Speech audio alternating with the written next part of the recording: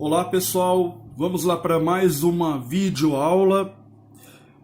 Aqui nós temos a aula 27, função inversa e funções injetora, sobrejetora e bijetora. Antes de prosseguir, dá um pause, eu pegue a sua apostila, dê uma boa lida nesse quadrinho, tá ok? Para a gente poder prosseguir, tá? Vamos lá. Exercício 1, deixa eu ajeitar aqui. Exercício 1. A seguir são representadas funções, ora por gráficos, ora por sentenças, ora por diagramas. Classifique-as por injetora, sobrejetora, bijetora e invertível. Então vamos lá, pessoal. No item A nós temos aqui f de r em r, tal que f de x é igual a 2 elevado a x. É uma função bem famosa aí, é a nossa função exponencial, certo? A base aqui da potência é 2, então ela é crescente, né? Um número maior que 1, então nós temos uma função exponencial aqui crescente. Então, primeiro, tá, pessoal? Vamos ver se ela é injetora. Então, pensa o seguinte, tá? Quando a gente estava estudando esse tema pela primeira vez, às vezes as funções apareciam ali na forma de gráfico, né? A gente tinha a representação gráfica dessa função. Então dizia o seguinte, olha, ela vai ser injetora quando indígenas diferentes atingirem animais diferentes. Ou seja, x1 diferente de x2, se e somente se a imagem deles forem distintas. Tá?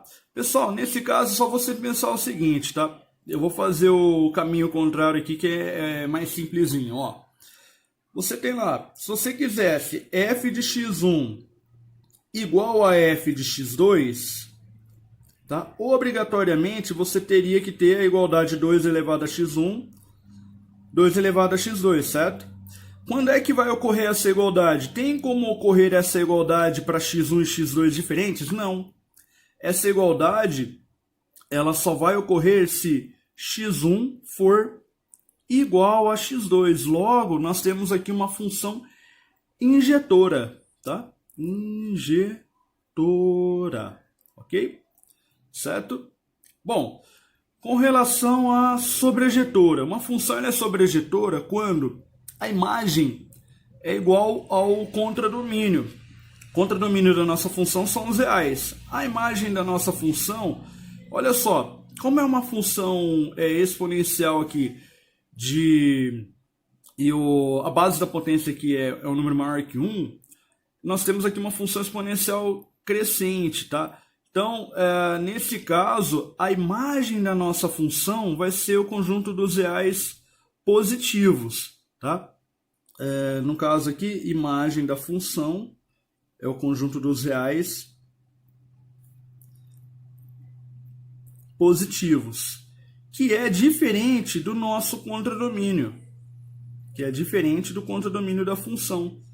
Logo, essa função ela não é sobrejetora. Ó, caso você tenha alguma dificuldade em verificar a imagem dessa função aqui, você pode fazer o seguinte, pensa o seguinte, olha, o contradomínio é o conjunto dos reais. Então, vamos pensar no número negativo, por exemplo, menos 10. 2 elevado a x é igual a menos 10. Existe algum x real positivo, algum x real tal que 2 elevado a x vai ser igual a menos 10? Não existe, tá? Então, quer dizer que você vai ter um elemento que pertence ao contradomínio, porém, não pertence à imagem dessa função, certo? Tudo bem? Então ela não é sobrejetora. Por último, nós temos que verificar se ela é bijetora e invertível. Lembrando, eu vou aproveitar que está aparecendo bem pertinho aqui. Uma função f é bijetora quando é injetora e sobrejetora, ok. No nosso caso, ela é injetora, mas não é sobrejetora. Então a nossa função não é bijetora. E uma função é invertível se e somente se é bijetora. Ela é bijetora? Não. Então, não é invertível. Tudo bem? Então, resumindo aqui, o item A, ela é injetora, ela não é sobrejetora, não é bijetora, também não é invertível, tudo bem? Vamos lá, item B. Nós temos aqui um gráfico, né? Uma função exponencial também, né? Como ela é decrescente, nós temos que a base da potência é um número entre 0 e 1, certo? Então, olha só, primeiro, vamos verificar se ela é injetora. Para verificar se ela é injetora, você vai imaginar aqui, ó, linhas horizontais, tá? Um feixe aí infinito de linhas horizontais. E vai perguntar o seguinte: será que existe alguma linha horizontal que toca esse gráfico em mais de um ponto? Tá? Nesse caso, a resposta é negativa, não existe. Logo, a nossa função ela é injetora. Tudo bem? Certo? Bom, com relação à sobrejetora, ela vai ser sobrejetora quando o contranomínio e a imagem forem o mesmo conjunto, forem iguais. Certo? No nosso caso aqui, o contradomínio é o conjunto B. E ele destacou aqui que o B é o conjunto dos reais positivos. Tudo bem? Então vamos lá.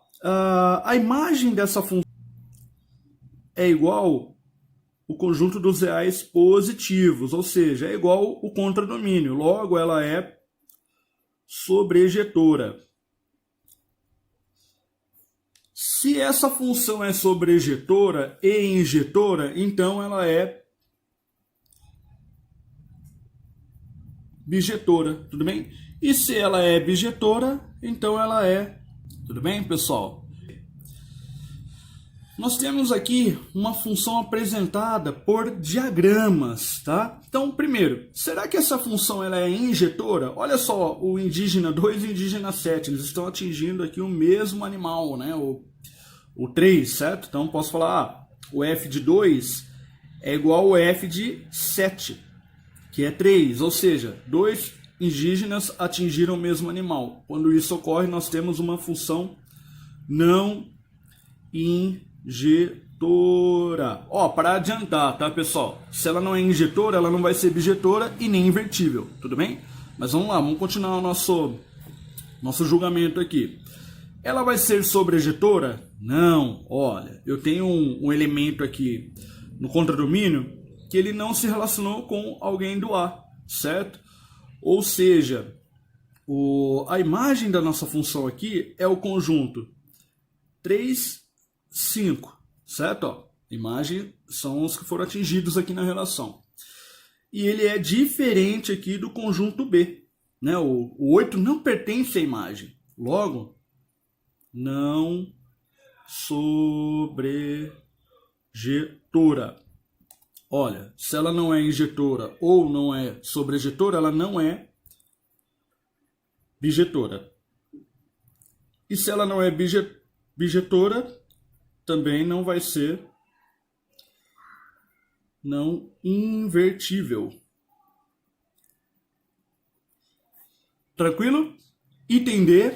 Vamos lá. Opa, funçãozinha bonita essa, hein? Olha, apresentada aqui por gráfico, tá? Uma função f de R em R. Então agora a gente vai verificar o seguinte: será que ela é injetora? Então você vai, ao longo de todo o eixo Y aqui, né? Você vai imaginar linhas horizontais. Se em algum lugar, né, se houver uma linha horizontal que toca o gráfico em mais de um ponto, ela não é injetora. Nesse caso, isso não vai acontecer, certo? Então aqui nós temos uma função injetora. Para que ela seja sobrejetora, a imagem tem que ser igual ao contradomínio, certo? Contradomínio é os reais.